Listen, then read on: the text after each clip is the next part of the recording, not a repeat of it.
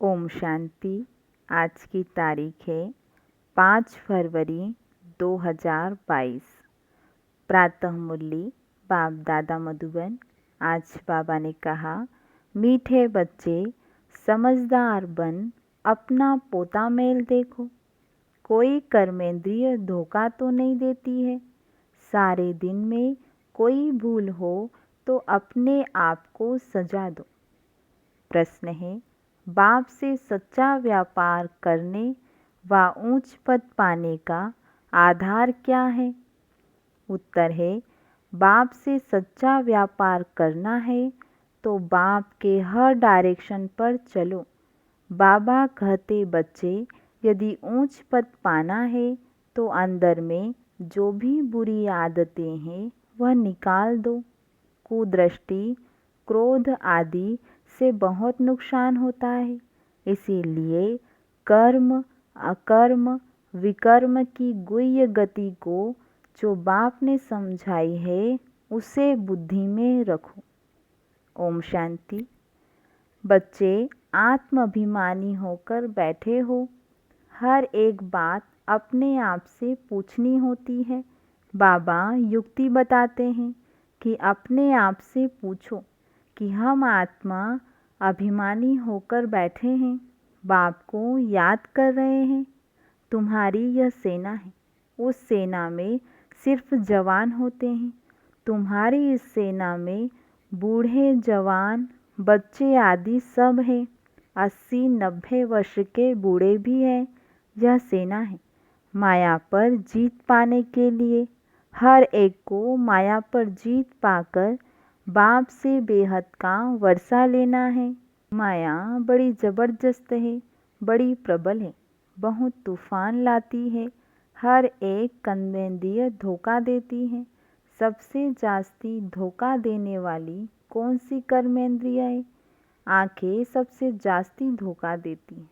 बच्चों को समझाया जाता है, भल स्त्री पुरुष हो तो भी बुद्धि में समझो हम बीके हैं, नहीं तो आंखें बहुत धोखा देंगी। यह भी चार्ट में लिखना चाहिए। सारे दिन में हमको कौन सी कर्मेंद्रिय ने धोखा दिया है? आंखें नंबर 1 धोखा देने वाली है। आंखें नुकसान बहुत करती है। सूरदास का मिसाल है, देखो मुझे आंखें धोखा देती हैं तो आंखें निकाल दी। भल बच्चे सर्विस बहुत अच्छी करते हैं, परंतु माया भी कम नहीं है। आंखें बहुत धोखा देती है और एकदम पद भ्रष्ट कर देती है। समझू सयाने बच्चे जो होंगे वह सारा दिन नोट करेंगे, हमने कोई भूल तो नहीं की। भक्ति मार्ग में भी अपने को चमाट मारते हैं कि याद रहे, फिर यह काम कभी नहीं करेंगे। वैसे ही इसमें भी जांच रखो। अगर आंखें कहाँ धोखा दे तो अपने को सजा दो। किनारा कर चला जाना चाहिए, खड़ा होकर देखना नहीं चाहिए। सन्यासी लोग बहुत करके आंखें बंद कर बैठते हैं, स्त्री को देखते ही नहीं हैं। वहाँ पुरुषों को आगे, स्त्रियों को पिछाड़ी में बिठाते हैं। यहाँ भी तुम बच्चों को मेहनत करनी है। विश्व का राज्य पाना कोई मासी का घर नहीं है। अभी तुम बच्चे हो संगम युग पर। बाबा कहते हैं, संगम के साथ साथ पुरुषोत्तम अक्षर जरूर लिखो जो किसको भी समझाने में सहज हो। पुरुषोत्तम संगम युग, जबकि तुम मनुष्य से देवता बनते हो। गायन है ना, मनुष्य से देवता किए करतन लागी वार। अब कौन से मनुष्य? कलयुगी मनुष्य। देवताएं तो रहते हैं सतयुग में, तो कलयुगी मनुष्यों को देवता, नरकवासियों को स्वर्गवासी बनाने के लिए ही बाप आते हैं। यह भी अभी तुम जानते हो। मनुष्य तो घोर अंधियारे में पड़े हैं। बहुत है जो अभी स्वर्ग को देख भी नहीं सकेंगे। बाप कहते हैं, तुम्हारा यह धर्म सुख देने वाला है। भल गाते भी हैं हेविनली गॉड फादर, परंतु उसने हेवन की स्थापना किया यह नहीं जानते।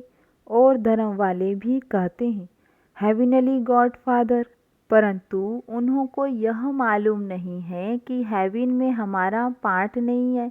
क्रिश्चियन लोग खुद कहते हैं पैराडाइज था। इन देवी देवताओं को गॉड गॉडेज भी कहते हैं, परंतु यह नहीं समझते तो ज़रूर गॉड ने इन्हों को गॉड गॉडेज बनाया होगा। तुमको बाप अब ऐसा बना रहे हैं तो तुमको मेहनत भी करनी चाहिए। अपने से रोज पूछो, मुझे कौन सी कर्मेंद्रिय धोखा देती है। जबान भी कम नहीं है। अच्छी चीज़ देखेंगे तो दिल होगी यह खाऊं। आगे तुम बच्चों की कचहरी होती थी, भूल बताते थे। शिव बाबा के यज्ञ से कोई चीज़ चोरी करना बड़ा खराब है, परंतु माया नाक से बहुतों को पकड़ती है। तो बाप कहते हैं बच्चे, बुरी आदतें जो है वह निकालनी चाहिए, नहीं तो उच्च पद पा नहीं सकेंगे। भल स्वर्ग में जाएंगे, परंतु कहाँ राजा कहाँ प्रजा। प्रजा में भी गरीब साहूकार होते हैं। तो कर्मेंद्रियों की बहुत संभाल रखनी चाहिए, पोता मेल रखना चाहिए। यह भी व्यापार है ना, कोई बिरला ही यह व्यापार करे। बाप समझाते हैं बच्चे, अगर मेरे से व्यापार करना है, ऊंच पद पाना है तो डायरेक्शन पर चलो। माया तुमको भुलाएंगी जरूर। अगर बाप की मत पर नहीं चलेंगे तो पिछाड़ी में सब साक्षात्कार होंगे, फिर बहुत तुम पछताएंगे। अभी तो सब कहते हैं हम नर से नारायण बनेंगे, परंतु अपने आप से पूछते रहो, बाबा के डायरेक्शन को अमल में लाओ तो बहुत उन्नति होगी। सारे दिन का पोता मेल निकालो। आँखों ने कहाँ धोखा तो नहीं दिया। मंजिल बहुत ऊंची है, इसीलिए 8 रतन ही 5 विद ऑनर निकलते हैं। भल 9 रतन भी होते हैं, उसमें नंबर 1 तो है बाबा। बाकी 8 रतन जब कोई ग्रहचारी बैठती है तो 8 रतन की अंगूठी पहनते हैं, तो 5 विद ऑनर 8 ही निकलते हैं। 9वां है नंबर 1 है बाबा। बाकी को कुछ न कुछ दाग लगते हैं, इसमें बड़ी मेहनत है। रावण राज्य है ना, सतयुग में यह बातें ही नहीं होती, क्योंकि रावण राज्य है नहीं। ऊंच पद पाने लिए भगवान तुमको पढ़ाते हैं, विचार करो। गुरु भी करते हैं ना, यह तो सदगुरु है। उन्होंने तो सर्वव्यापी कह बाप से बेमुख कर दिया है, तुम समझा सकते हो। बाप कहते हैं मामिकम याद करो, मैं पतित पावन हूँ। फिर तुम कहते हो ठिक्कर भीतर में है। अब बाप कहते हैं तुम सब आसुरी मत पर मेरी ग्लानि अपकार करते आए हो, अब हमको सब पर उपकार करना है। तुम बच्चों में कुदृष्टि क्रोध आदि कुछ नहीं होना चाहिए, अपना ही नुकसान करते हैं। कुदृष्टि होती है तो उनका भी वाइब्रेशन आता है, दूसरे को भी कशिश होती है। बाबा घड़ी घड़ी बच्चों को ध्यान खिंचवाते हैं, बच्चे अपने को देखो कि कोई भी कर्मेंद्रिय के वश हो, विकर्म तो नहीं बनाया। यह है विक्रम संवत, पहले था विक्रमाजीत संवत। फिर जब विकर्म करना शुरू करते हैं तो विकृत संवत होता है। अब बाप बच्चों को कर्म अकर्म विकर्म की गति भी समझाते हैं। कर्म तो करना ही होता है। सतयुग में तुम्हारा कर्म अकर्म बनता है, यह सब बातें तुम अभी जानते हो। दूसरे तो बिल्कुल घोर अंधियारे में हैं, तुमको अभी ज्ञान का तीसरा नेत्र मिलता है। त्रिनेत्री त्रिकालदर्शी बनाने वाला एक ही बाप है। इस ड्रामा के राज को कोई बिल्कुल ही नहीं जानते। तुम मूल वतन, सूक्ष्म वतन, स्थूल वतन सबको जानते हो। आधा समय के बाद फिर दूसरे धर्म आते हैं जो वृद्धि को पाते हैं, उनको गुरु नहीं कहेंगे। गुरु तो एक के सिवाय कोई है नहीं, अर्थात सद्गति करने वाला एक ही है। अब सद्गति सबकी होनी है, उनको धर्म स्थापक कहा जाता है, न कि गुरु। तो उनको याद करने से कोई सद्गति नहीं होगी, विकर्म विनाश नहीं होंगे, उसको भी भक्ति कहा जाता है। ज्ञान की लाइन में सिर्फ तुम ही हो, यह है पांडव सेना, तुम सब पंडे हो, शांति धाम और सुख धाम में ले जाने वाले। तुम्हारी बुद्धि में है, हम गाइड्स हैं। बाबा भी लिबरेटर और गाइड है ना, हर एक को लिबरेट करते हैं। बाबा कहते हैं मुझे याद करो तो विकर्म विनाश होंगे, फिर अगर कोई विकर्म किया तो 100 गुना दंड हो जाता है। इसीलिए जहाँ तक हो सके विकर्म नहीं करो, जो नाम बदनाम हो। विकर्म करने से फिर वृद्धि हो जाएंगी, इसीलिए अब बहुत खबरदारी रखना है। कोई भाई बहन की दृष्टि बहुत पक्की चाहिए। हम ब्रह्मा के बच्चे, शिव के पोत्रे हैं। शिव बाबा से हमने प्रतिज्ञा की है, फिर भी माया बहुत धोखा देती है। कहना बड़ा सहज है, हम लक्ष्मी नारायण बनेंगे, परंतु डायरेक्शन पर भी अमल करना पड़े। स्त्री पुरुष सारा दिन यही ज्ञान की बातें आपस में करते रहें। दोनों कहते हैं हम बाबा से पूरा वर्षा लेंगे, टीचर से पूरा पढ़ेंगे। अरे ऐसा टीचर फिर कब मिलेगा क्या? यह सब बस तुम ही जानते हो। देवताएं भी बाप को नहीं जानते, तो और धर्म वाले कैसे जानेंगे? अब तुमको बाबा सारी सृष्टि के आदि मध्य अंत का ज्ञान सुना रहे हैं। यह ज्ञान फिर प्राय लोप हो जाएगा। मैं ही प्राय लोप हो जाता हूँ तो फिर यह ज्ञान कहाँ से मिलेगा? बाबा बच्चों को युक्ति बताते हैं, तो हमेशा याद रखो कि हमको शिव बाबा सुनाते हैं। यह जानते हैं मैं भी शिव बाबा से वर्षा ले रहा हूँ। यह भी स्टूडेंट लाइफ में है। तुम भी मनुष्य से देवता बनने लिए पढ़ रहे हो। देवताएं होते हैं सतयुग में, कलयुग में मनुष्य हैं, उसमें भी अनेक धर्म हैं। यह बहुत समझने की बातें हैं। यहाँ आते तो बहुत है, फिर भी तकदीर में नहीं है तो कहते हमको संशय आता है। शिव बाबा इसमें कैसे आकर पढ़ाते हैं मैं नहीं जानता हूँ।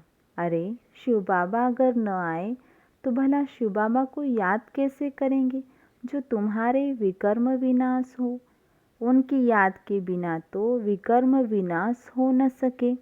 सजाएं बहुत खानी पड़ेंगी, बाकी पाई पैसे का पद मिलेगा। यह राजधानी बन रही है, राजाओं के आगे दास दासियां भी होते हैं ना। बाबा से पूछो कि हमारा शरीर अब छूट जाए तो हम क्या जाकर बनेंगे, तो बाबा सब कुछ सुना देंगे।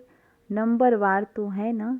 यह पढ़ाई बड़ी ज़बरदस्त है, इसमें कमाई बहुत है। मनुष्य कमाई लिए कितना हैरान रहते हैं, रात दिन बुद्धि उसी में लगी रहती है, सट्टा लगाते रहते हैं। तुम्हारे पास भी बड़े व्यापारी लोग आते हैं, कहते हैं क्या करे फुर्सत नहीं है। अरे विश्व की बादशाही मिलती है, सिर्फ शिव बाबा को याद करो। अपने इष्ट देव को भी याद तो करते हो ना। कोई देवता को याद करने से विकर्म विनाश नहीं होंगे। इसीलिए बाबा बार बार समझाते रहते हैं, ताकि कोई ऐसे न कहे कि हमको कोई ने समझाया नहीं। तुम बच्चों को हर एक को पैगाम देना है। एरोप्लेन से पर्चा गिराना भी बहुत अच्छा है। कोई ऐसा न रह जाए जो कहे कि हमको मालूम ही नहीं पड़ा कि बाबा आया। इसीलिए यह सब करना पड़ता है। ब्रह्मा है शिव का पहला बच्चा, प्रजापिता ब्रह्मा वह भी बाप ठहरा ना। ब्रह्मा द्वारा शिव बाबा स्वर्ग की स्थापना करते हैं।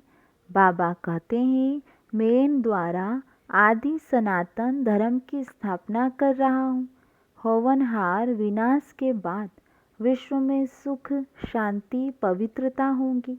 कल्प कल्प ऐसे स्वर्ग की स्थापना होती है।